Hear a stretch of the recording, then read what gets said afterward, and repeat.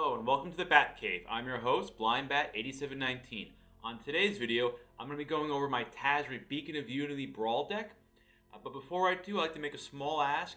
If you get a chance, if you like the video, please click the like icon down below. And if you really like what I'm doing, it would really help me out with the channel if you would click the subscribe button.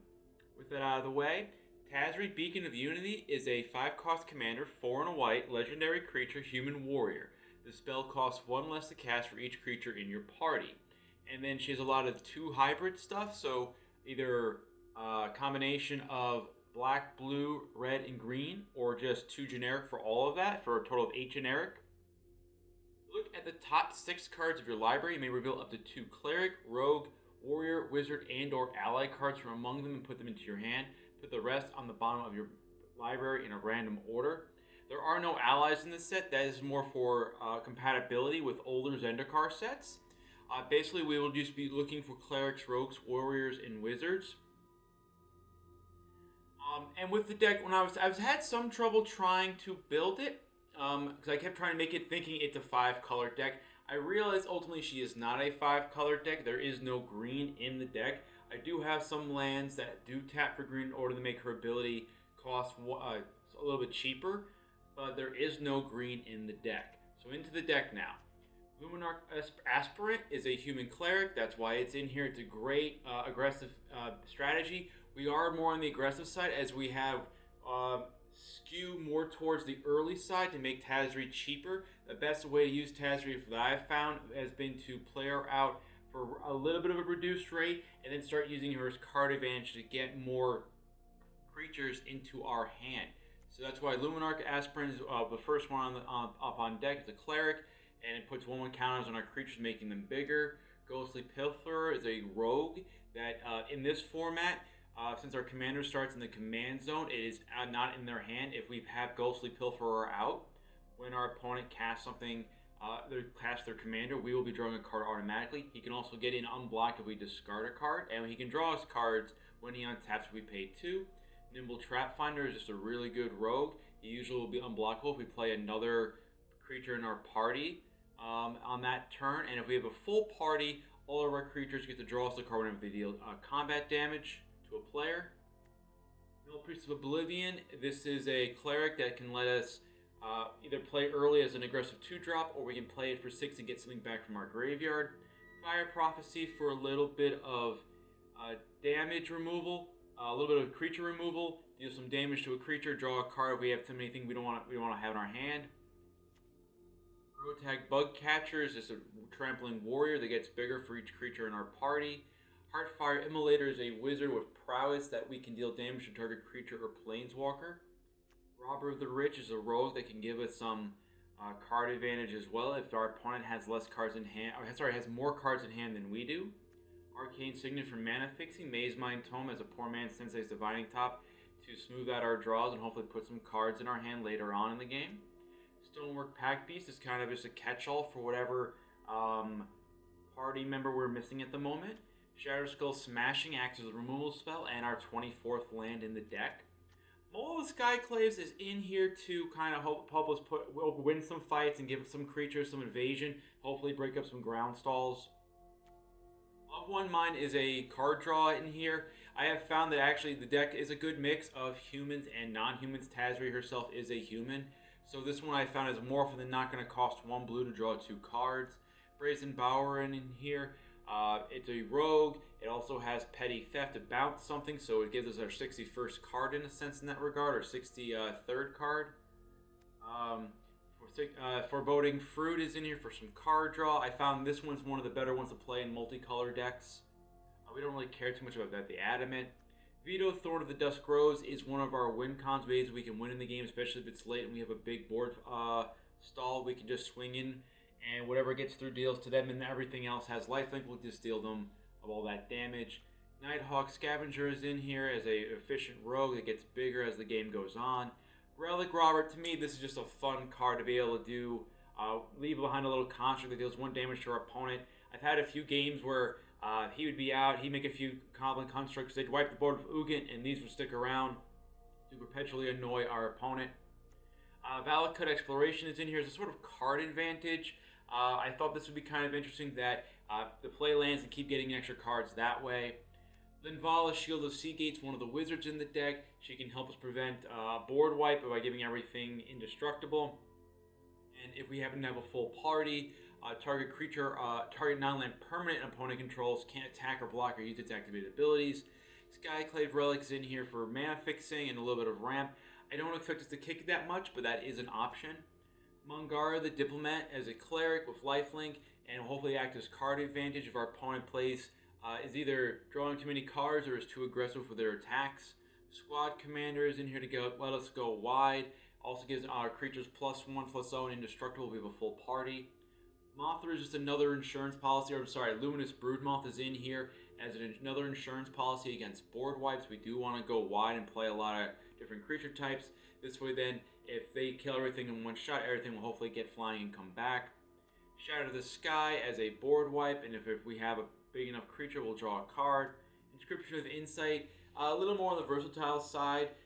It can be a draw a card spell if we a card draw spell if we need it. It can be a bounce spell or temple play if we need it as well. If it's late enough in the game, we'll just kick it and get all three effects.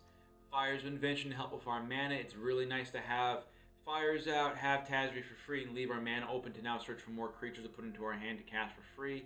Ogre Battledriver is one of the Arena Legal standard cards, which I like this card because it is a warrior, and then anything we play after it will get haste and +2/+0, so we can give ourselves put more pressure on our opponent.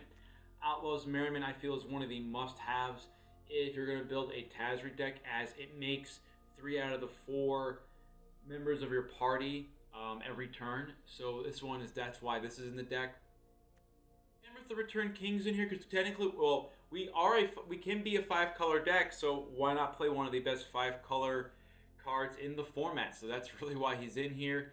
Angel of Destiny is a cleric that acts as an alt win con if we can get our life total high enough and attack with her. Drawn in the Last Bloodchief to bring back some creatures that may have died earlier on. We have a few legendaries, but we still have stuff we wouldn't mind bringing back. I'm really looking at the Relic Robber for the most part, but it definitely is a way of recurring things. As long as Thwart the Grave let us bring back 2 things from our graveyard, 1 of anything, and then 1 Cleric, Rogue, Warrior, Wizard as well, and it gets a cost reduction if we have more creatures in play. Spoils of Adventure is more of an on-theme card draw spell that also has a cost reduction for the more creatures in our party. And then Zagras, Seath of Heartbeats gives everything, has haste, gives everything Death Touch. It costs also 1 less if we have more members in our party, so it kind of fits in with the party theme. And the added bonus that if any of our Death Touching creatures deal damage to a Planeswalker, combat damage to a Planeswalker, we can destroy that Planeswalker. The mana base, I played around with it a little bit. This is what I've kind of settled on. 3 plains, 2 islands, 2 swamps, 2 mountains. All the pathways, even the ones that have green in them, because I'll probably mostly play this for the white, with the option to play green if I want to get a reduction on Tazri's ability. 4 out of the 5 triomes to kind of get my mana fixing there. Base camp for mana fixing, command tower, and evolving wilds and fabled passages to search out the lands that I would need to cast, since the costs are all over the place. And with that out of the way, with deck tech out of the way, we'll jump into the arena for some brawls. Alrighty, we're gonna mulligan this hand. More red than blue. So, and then we're playing against Terraqueo, piloting an Ayara, first of Locthwain, mono black deck that's going to slowly cut us to death, 1 point of damage at a time. This one I like more. We can cast possibly 2 or 3 things. We're going to keep this, say hello to our opponent. Lead off with an island. So we're going to lead off with a Nimble Trapfinder first. We want to use the Needleverge Pathway as wait as long as we can on that. So actually, now that we drew the Arcane Signet, I'm going to cast that first to make sure we have all of our colors that we need. If we happen to draw a black source, that would be really helpful for the Nighthawk Scavenger. Almost there, but Zagras Triome works well enough as it is. So let's go in the Nimble Trapfinder. Get our rogue started. See if they have any removal for him. If I casting Ayara. Okay. So it triggers some legends. Alright, we have the white. Use this for red. So let's see now. We have black, black. Okay, that's actually pretty good. So we'll use this. We might wait. Alright, so I want to use Fire Prophecy and Nighthawk. So let's make sure I have the mana right for that. So Nighthawk will cast and make the Trapfinder unblockable. So swing.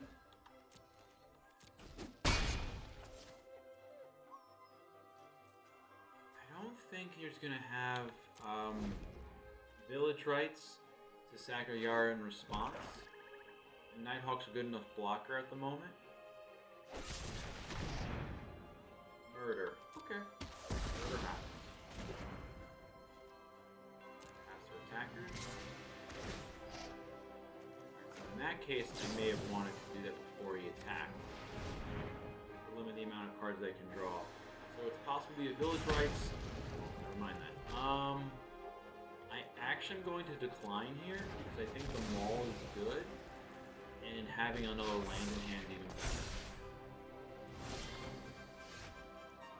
So I could play Tazri for 4, and I have 2 left open. 3. Could go wide with the commander, make her cost 3. 4.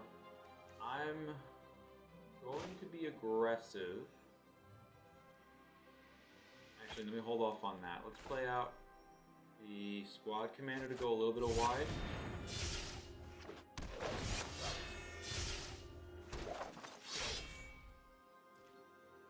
Let's swing here. Now I just got to consider, is it worth playing the passing, smashing as a land, or is not, or as a using it as a spell? Because we could do it for 3. And I think I'm going to hold on to it. I know it's our 24th land, but I'm going to hold on to it right now because we can cast it. And usually I feel like Ayara decks play things that are on the smaller, cheaper side so that they can get a lot of plinks in with her enter the battlefield effect. Alright, so in this case now we're probably going to try and kill... Alright, so there's the base camp. So, for 2 mana, we can kill the Woe Strider. I think that's probably a better bet. We could go, we can't go, we could, if I do 3, I can force him to kill the token as well.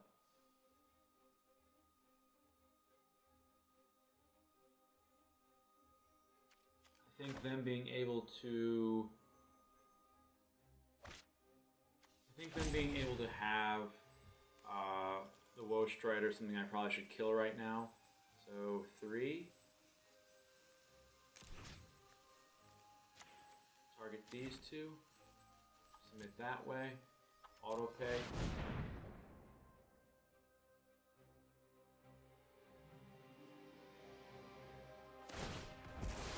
So we knew they were going to do that anyways. I think keeping up the 1 mana just because it wasn't worth it. Swing in with the squad commander right now. That's something that's going to get through profitably. Massacre Worm would not be good for us right now. I don't think... Well, now they have the mana for it. That would wipe most of our board away. Liliana's Devotee? I think it was a good thing then we just got rid of the other guy. Henrith. Well, if we play him out, that will definitely... that would force him to do block a lot of things. We could finish off 1 creature that way. I think I like the idea though of, let's go with Tazri here. And Maul the Skyclave up.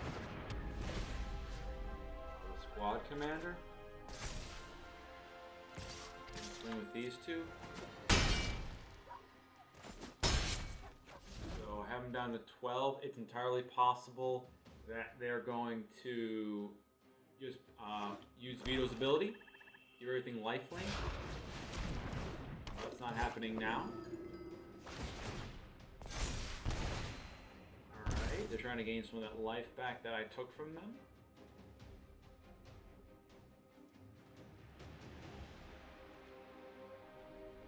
So right now we have a few options. We can use Tazri, or we could just use the one mind to draw a few cards, actually. Let's start by that.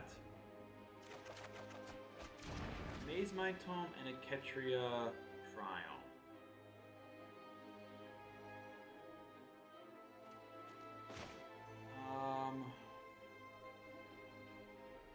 Ketria Triumph's better as a land.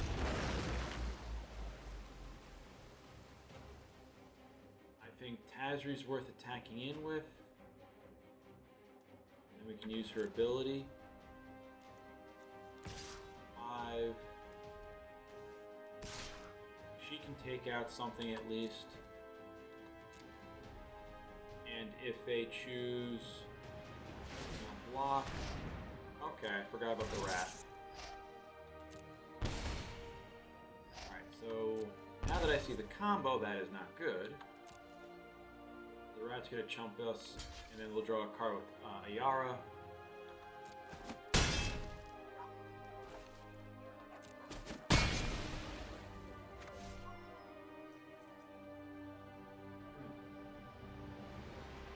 I feel like doing a little bit of a distraction by playing out Kenrith. Now that we have all this mana, I feel like I'm torn between using Kenrith or using Tazri to look for more stuff. I'm gonna use Tazri's ability, find us more creatures.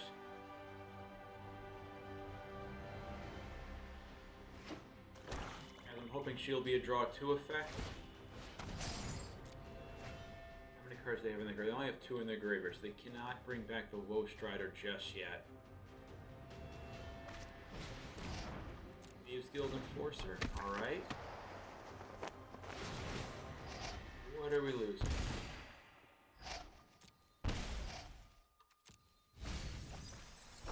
Ah, dang, there's the Ogre Battledriver.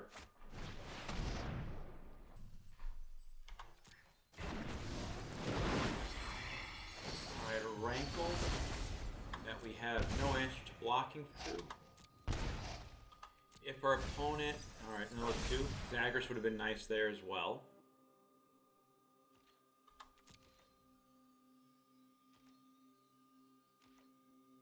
Okay, so they're keeping back a flying blocker.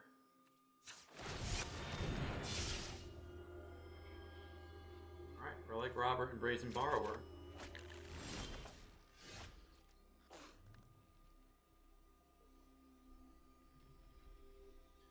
So let's see, if we bounce back Rankle, that means we get at least 5 done in the air. So, Fable Passage.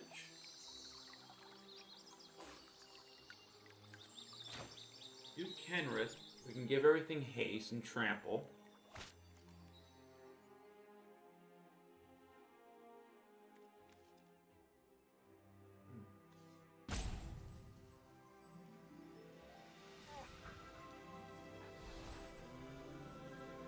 They have 2 left in their hand. Alright. Let's go with Kenrith. Everything haste. And we have the Brazen Borrower as a backup play.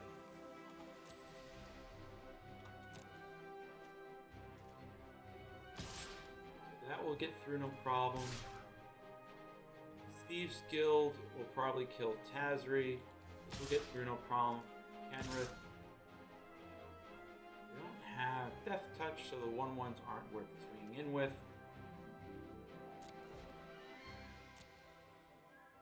But because things do have trample, that if we see an unfavorable block, we could bounce it with the Brazen Borrower to deal more damage.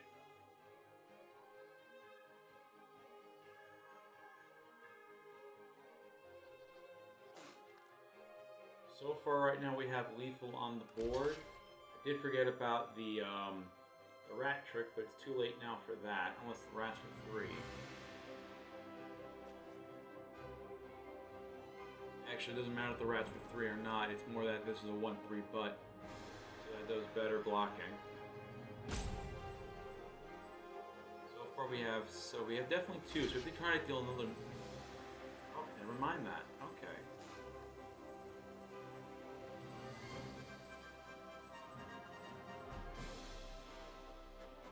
So let's crack fetch.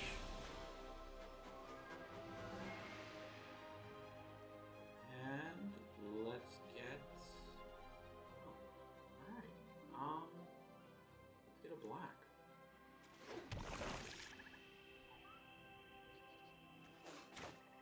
I would say let's bounce now. Field Enforcer. So we have Kenrith around. We can always reanimate one of the creatures in our graveyard.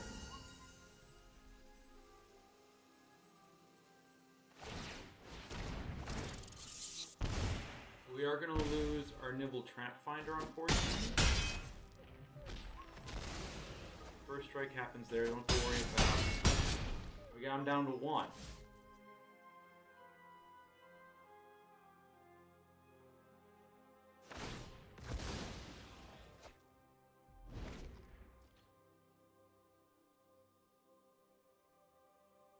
That's one of the great interactions when, if your creature has trample and you remove a creature that's blocking the said creature with trample, since there's nothing to soak up any damage, all the damage ends up going through.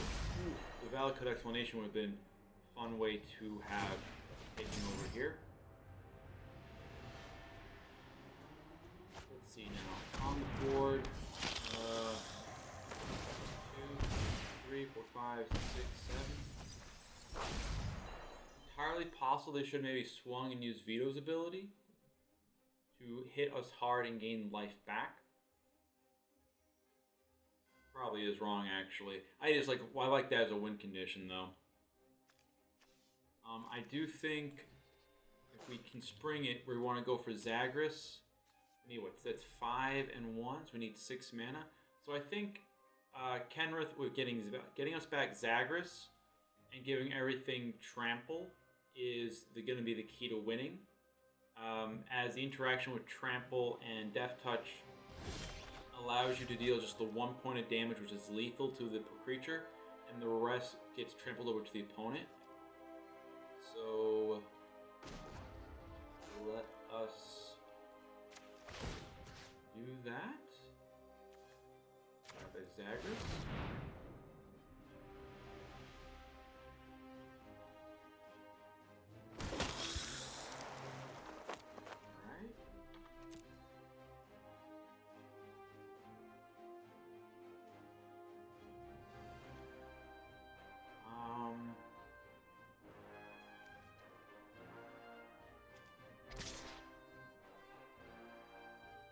Actually, I have to be careful because the Nighthawk will gain life.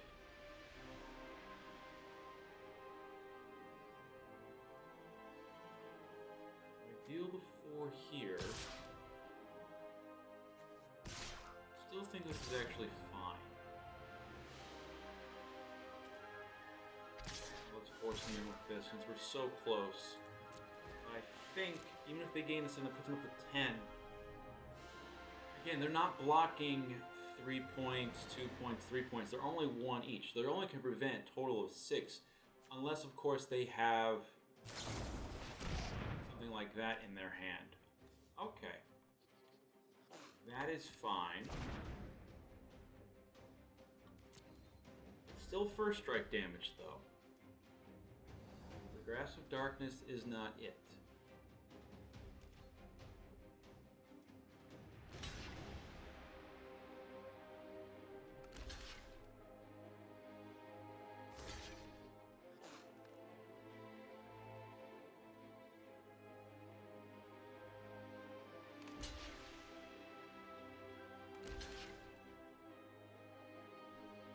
Give everything trample, so that means 2 more goes over that way.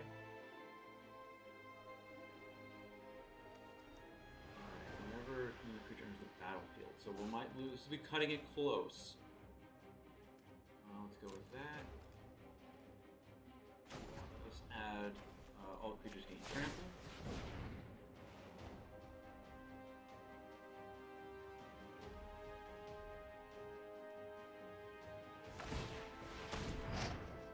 That's fine.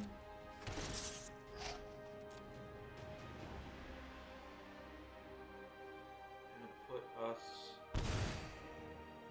9. Gonna be very close.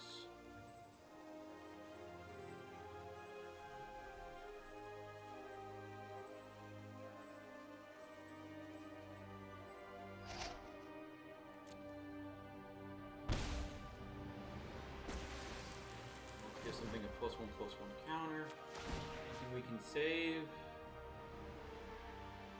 Not really. Let's put it on the squad commander, I'd say. Alright, I believe the math works out in our favor. Let's see.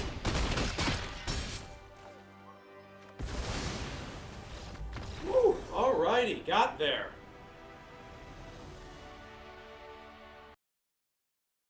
Alrighty, we're playing against SirMickey, piloting an Orah, Skyclave, Hierophant deck, so a lifelink and cleric tribal deck. This hand's almost there. I think I'll take the free mulligan. I like this more of a little variety in my colors, so we'll keep this one. Looking at possibly playing Tome on 2. Tome on 2 or Null Priest of Oblivion on 2. I do like her more as a backup card, something that can find creatures later. I think though that I will just play her out now. It's slightly aggressive. And then I have, alright, there's Vito.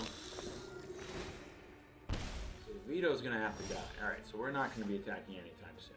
We did find another red source for the Ogre Battledriver, as well as a possible Mangara 4th land.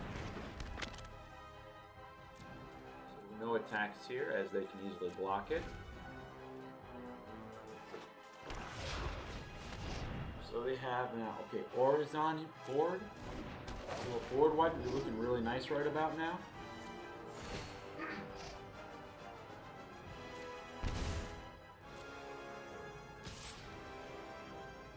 Well, we're not going to block Vito, as that will kill the Null Priest and we lose our reduction on some stuff. So we'll see where we can scry a land. That's a blue source, that's our 5th land drop. We'll keep the land. Draw. Play out the land. So we got double blue. And the double blue. I goofed that up. I meant to play out the Ogre Battledriver. But we'll take a Mangara for right now. Alright, we'll see how much that's going to cost me later.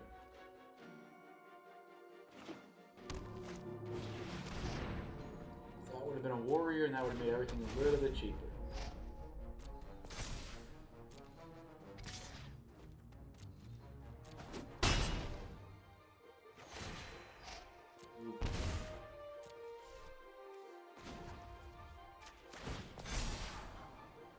Don't need to try him at this point.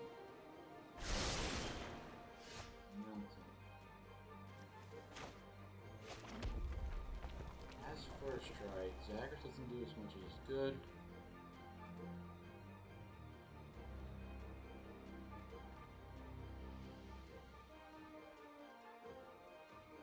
I'll play the Battledriver out now.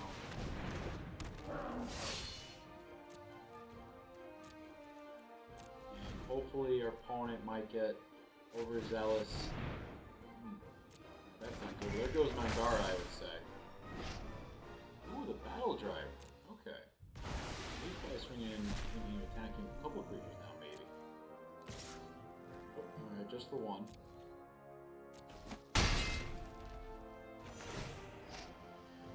So now we have to be really careful about it. We really need that board wipe right about now. Oh, these ain't gonna do it. Own veto.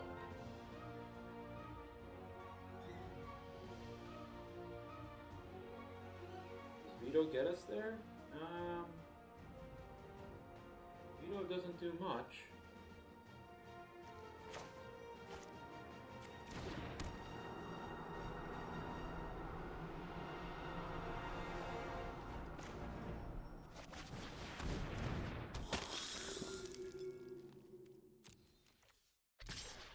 Actually, might as well swing out a little bit here.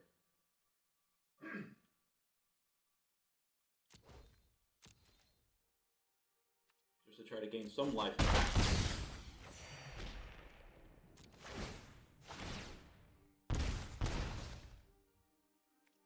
We will end the turn. And we'll draw a card with Mazemind Tome to gain us another 4 life.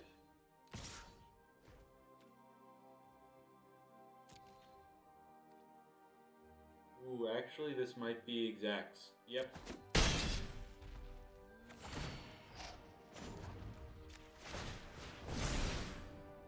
That's exact. Yep.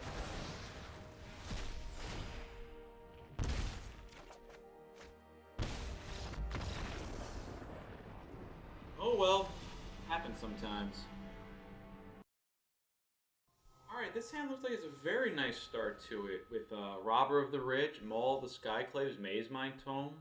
We're playing against Chilan, piloting a Basri Ket deck.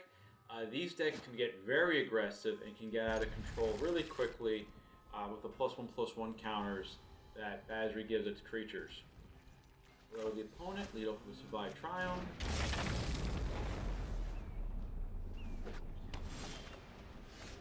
Alright, and then we have a Foreboding Fruit to draw as well.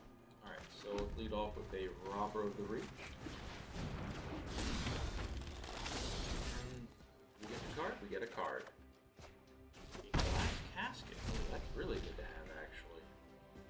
Basri Ket decks usually tend to run smaller, efficient creatures, so... alright, well, not going to be getting that anytime soon, then.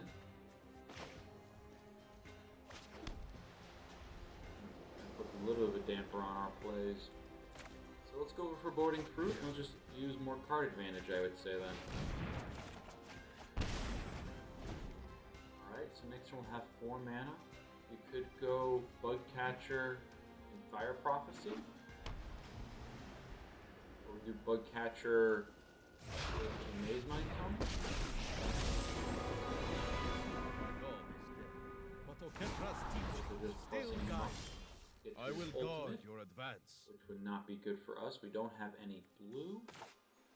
So I think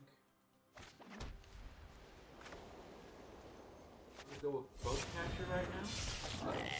Mazemind Tome. Hopefully find another creature. Or at least a blue source that we can then bounce the Brazen Borrower before, or use Brazen Borrower to bounce the Basri Ket before he gets to his emblem. Because I've gotten the emblem off once before, and it is backbreaking.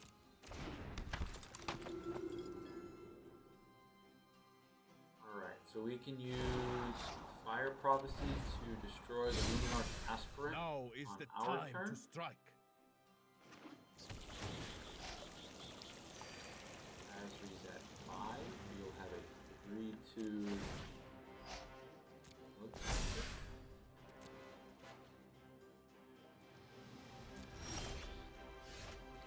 I should have scribed there. Got a little too click happy.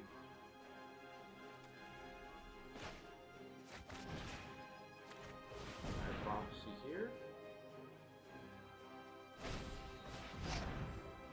Pick from the color of your choice.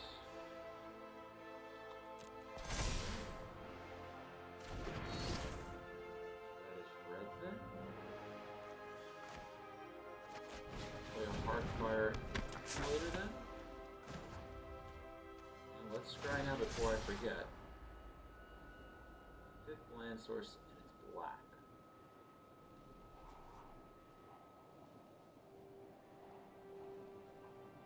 hold on to the 5th land source, as that will let me be able to play out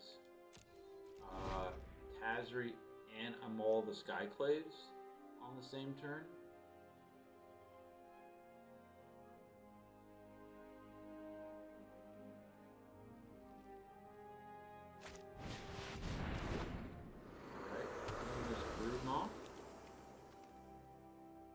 Kind of negates our Shadow of the Sky plan. I will guard your advance. 6 toughness. Now I gotta do math. So this becomes a 3, so plus 3, so it's a 4-2. 4-2 plus, alright, so it's 6. So that would work. Alright, so I think we'll just go with the double black so we have it. This is 6 damage to a target. Let's cast all the Skyclaves. Let us attach it. Actually, we could probably... Well, we could attach to the Heartfire Immolator, swing, and then throw. But I think I like...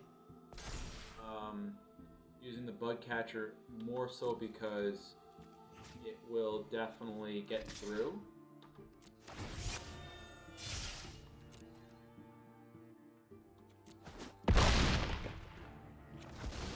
Despite defeat, I am proud of it. And I'm torn about playing out Tazri right now. I have red, black. I don't have anything other colors. I think drawing a card off the Mazemind Tome might be better here. So they very much could go on the beatdown plan.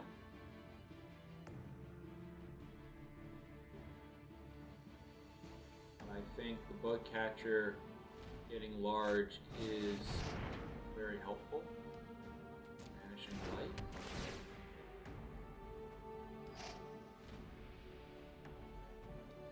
That's a good one to go for.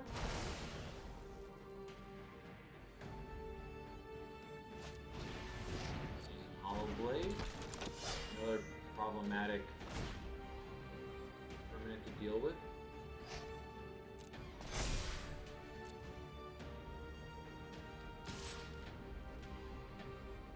Bring that back as a blocker. It's a 4/4. Alright, so I think we should draw here. They're tapped out.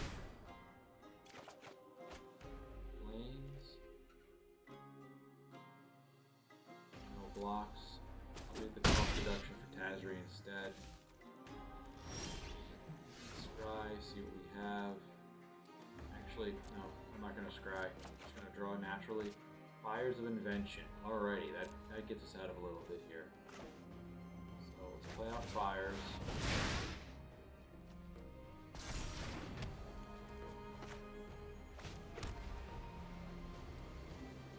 We can now play... How does bounce work? All the Skyclaves. Enters the battlefield attached to a creature you control. Okay, so we'll do that then, actually. Use Petty Theft. Vanishing Light. Probably should have bounced in Luminous Moth now that I think about it.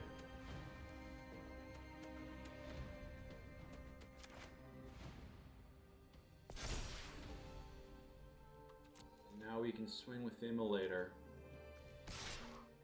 Immolator's still not powerful enough.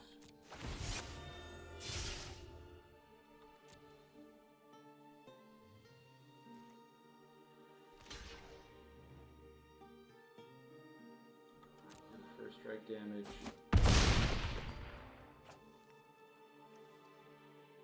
Alright, creature or planeswalker.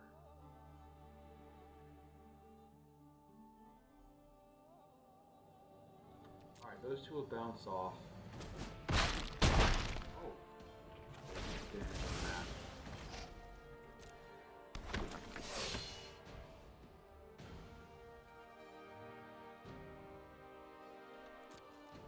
Alright, now he's a 4/4. I'm going to hold off If they try to put the counter on the aspirant, I will use the immolator to kill it then. So this way we're only dealing with 9 power in the air. Action light again. Target now. Alright, so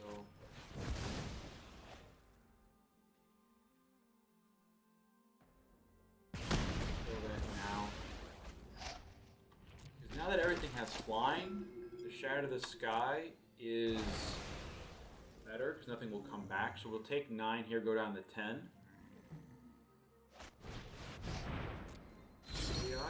Not really worried about nothing has lifelink.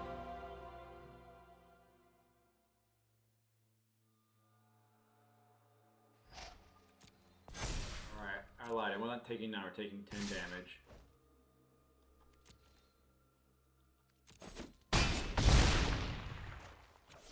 I'm not going to scry with the Mazemind Tome, so I can, now that I have my mana freed up, I will try to gain more life with that. I'll try to draw more cards with that. So, Shatter the Sky, cast that for free, get rid of everything.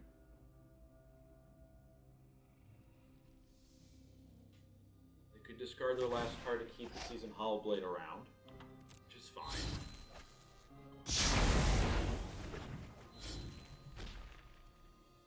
Alright, he's a 4-2. Alright, let's see how well the Angel of Destiny holds up to that.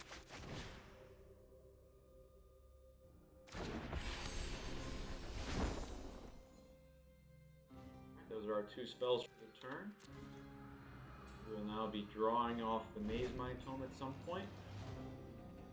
And probably playing Tazri and Brazen Borrower next turn. Alright, Revitalize. Okay, now it's getting a little scary.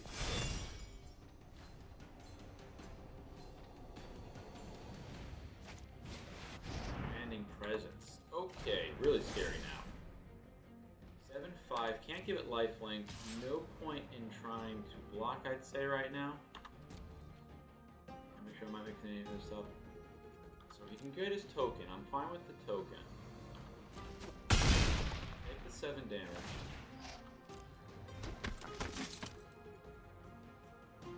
That's the damage.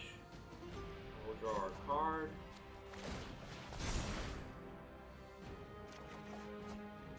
Mountain. Okay. So let's draw another card. 2, gain some life back.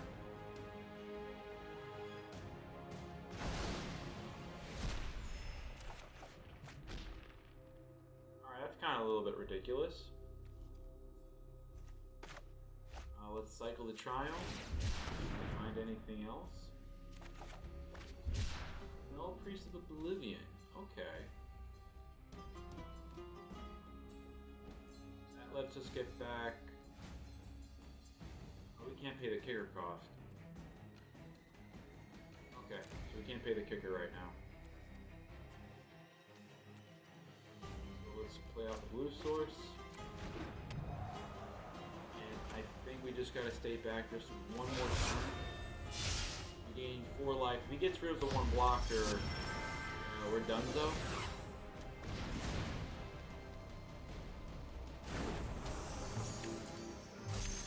So, flying and double strike, not vigilance. So we gain 4 life. Puts us up to 10. Up to 10, 7, 8, say 9 for a life gain effect. Really out to 5-5.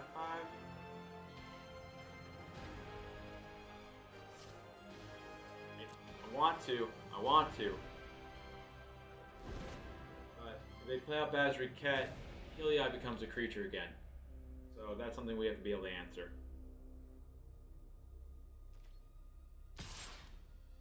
Straight. Okay. We'll do the block there.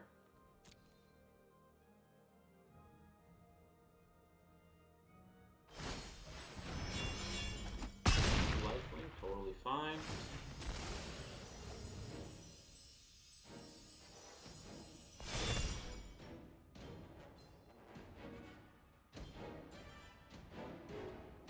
we will find something to deal with the Season Hollow Blade.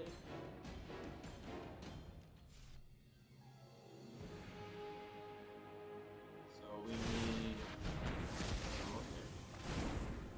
Not the worst thing in the world. Yeah, we'll take that.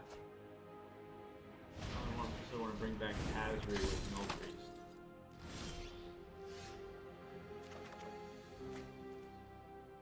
Now that deck gives us all the mana in the world. Alrighty. We'll play this out as a land.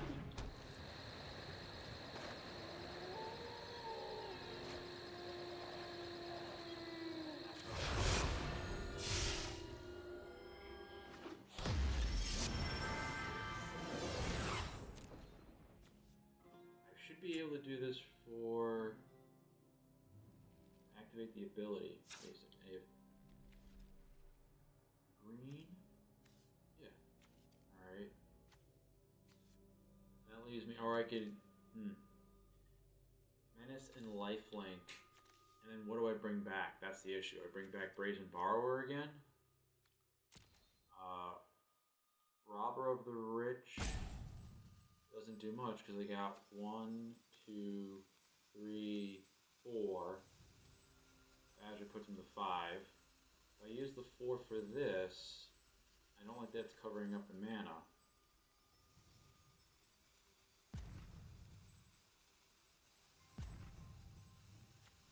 Alright, so I'm going to try what I should have done maybe last turn. Let's swing in, try to gain some life.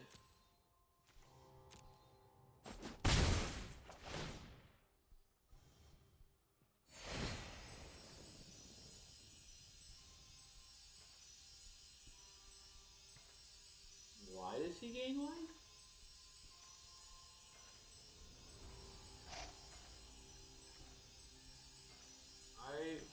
How did our opponent gain life off of this?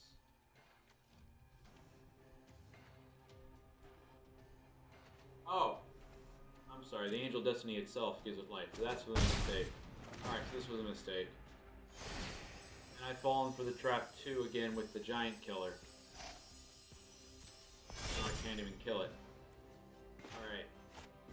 So we're going to cash the alternative cost.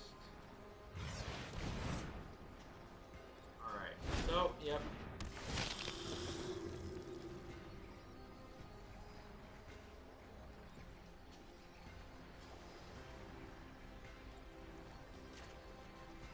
Brazen Borrower is what I have to get.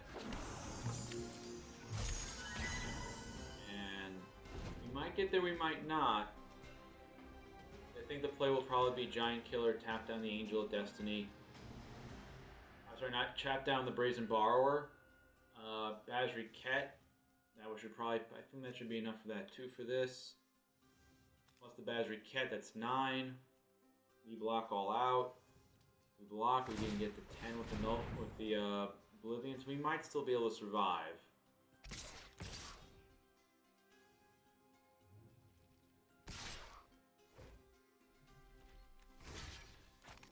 Block there.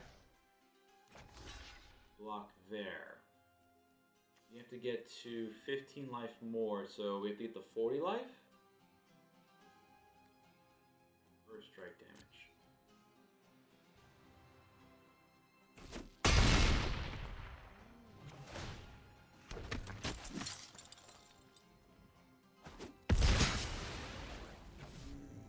Alright, so they got at least the 1 blocker.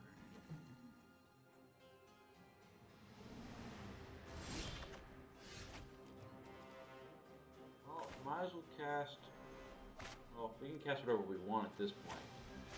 So, let's use Tazri's ability first. Try to see what creatures we can find.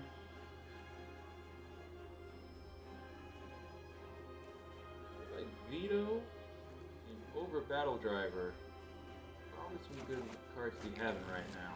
1, 2, 3, 4. That is the kicker, though, that I ended up using up all the mana that I can't use Vito's ability. That is a kicker.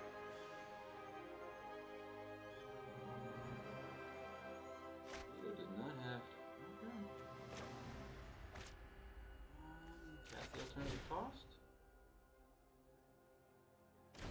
You're gonna hurt him hard, though.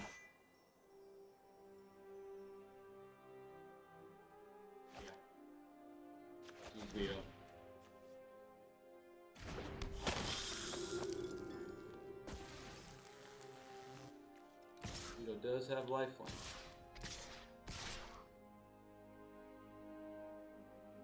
Okay, math part right now, because they'll tap down the Ogre Battledriver on their turn. We're going to hit him for 3, 6, so that's 10. Probably not 10 will block the Tazri. And then Angel of Destiny, we'll hit him for 4. So we have 10, deal 20 damage, and gain, so gain 10 life.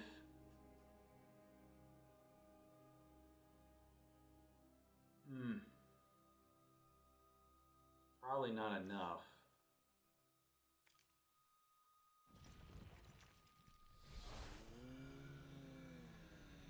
The Angel of Destiny with the double strike is kind of bad for us. There's no way, why wouldn't he block the I think they got it no matter what. Oh, the Brazen Borrower. That... Oh, that changes everything. Brazen Borrower would have dealt with the Seasoned Hollowblade, which would have dropped the enchantment, which would have made Helia not as good. Wow. Magic is hard.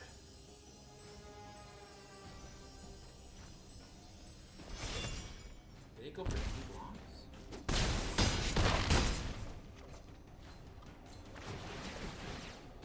That gains me a lot of life. The question is it enough?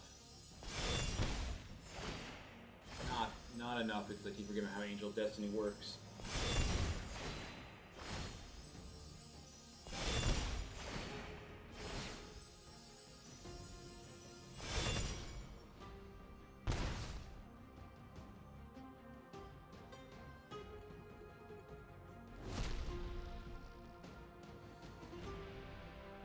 Oh man, I had totally forgotten about the last casket. If I had remembered that, yeah, no veto, Brazen Borrower. Actually, may not even attack any of those things. We're just Brazen Borrower, Seasoned Hollowblade.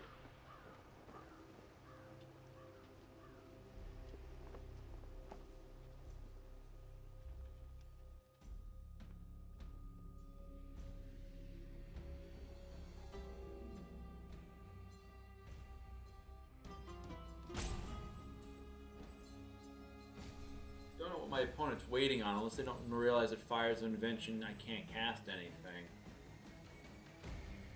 So just tap down my blocker and take your victory, I would say.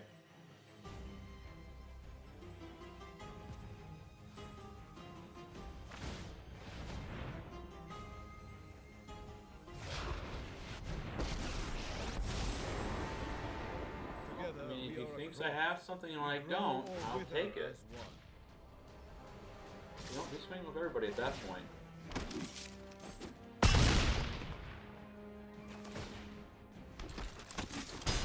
There it is again. Oh man, that glass casket would have been probably key. Yeah, because at that point, if I have glass casket, I get rid of these 2 things. Sure, they play out Basri Ket again, but I probably don't go as aggressive on attacking as much, and then probably use Tazri to get more card advantage and keep back more blockers. Alright, I like this hand. We got 3 lands with the Shadow Skull Smashing of Nimble Trapfinder, Fire Prophecy to probably cycle away the Thwart the Grave. So we're playing against Finny, piloting an Illuna Apex of Wishes deck. This deck is usually a lot of fun to play, or to play, not necessarily play against. Most versions I play against seem to be mutate focused, mutate heavy, which isn't a bad way to play it. I have my own best of version that I like to play. I'm going to keep this hand. So probably want to kill their first creature, which will probably be a mana dork of some sort to help accelerate out. Even though Illuna is a 5 cost, it really is a 6 cost general, as mutate cost is 6.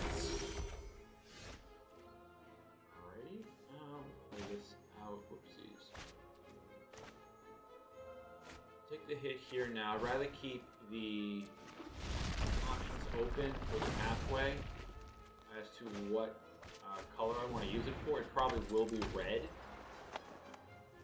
but I still like keeping the options open for those. I'm fine with giving them a 3-drop here, or I guess in this case it would be a 4-drop. And not killing the goose. Adventurous Impulse. Alright, we got an island off of that.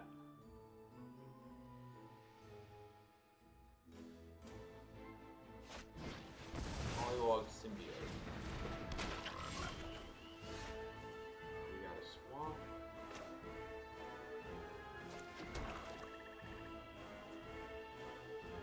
Now that they use the Gilded Goose, I'm going to get rid of the Symbiote.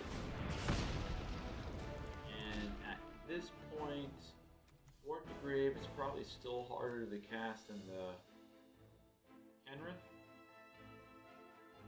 I don't have any white either way. So let's cycle away the Thwart the Grave. Ogre Battledriver. Okay.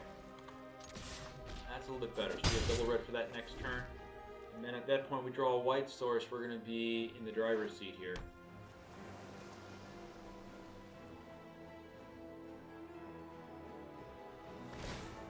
Alright, so spending their turn trying to build up their mana. Alright, Veto. We can cast a Veto if we need to. That's good. Alright, so double red. Battledriver. Resolve, good.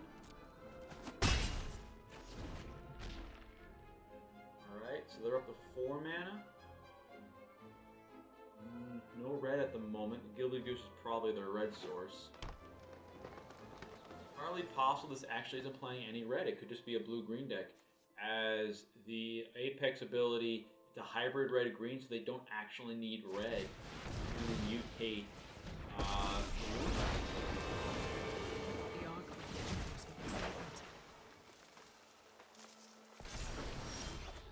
Every day is already. Oh, we have a white source. Okay. So this gets to be interesting now. This has reach. +2/+0.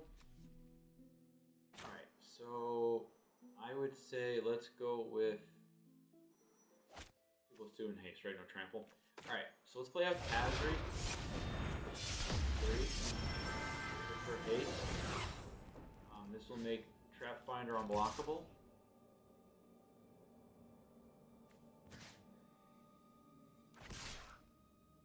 I think I'm better off doing that for right now.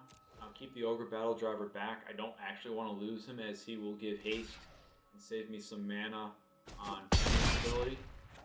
Alright, so Luna's down to 2, so if they want to look for something big, they get 1 shot at it, depending on what they cast.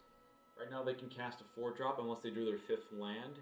If it's 5, I would think of Shia. Lotus Clover. Alright, so they're probably going to make a token now, I would say. Land drop.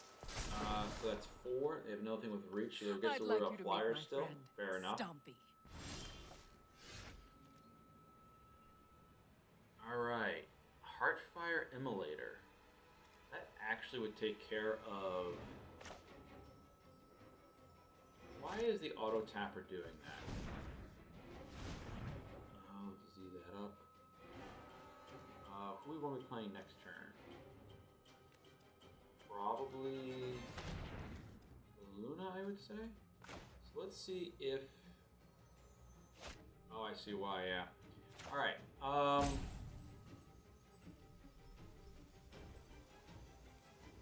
gonna go with Illuna as the next option. Worst case, I can make everything indestructible at that point. Alright, and our opponent concedes. Okay. Alrighty, got there. Alrighty, and that is the video for today. Ultimately, I played 8 games with the deck. Ended up going 3 and 5. The deck is a lot of fun to play. I do think the mana base might need to be reworked a little bit, as well as maybe 1 or 2 card choices to make the deck a little more consistent. But it's the best version of Tazri that I've been able to come up with so far, and I really do enjoy it. If you have any ideas on how you would build a Tazri deck or what suggestions you think I should make to the deck, feel free to leave a comment down below. If you liked the video, please click the thumbs up icon. And if you want to see Brawl content on a weekly basis, subscribe to my channel and hit the bell icon if you want to get notified when I upload new videos. As always, thank you for visiting the Bat Cave and have a great day.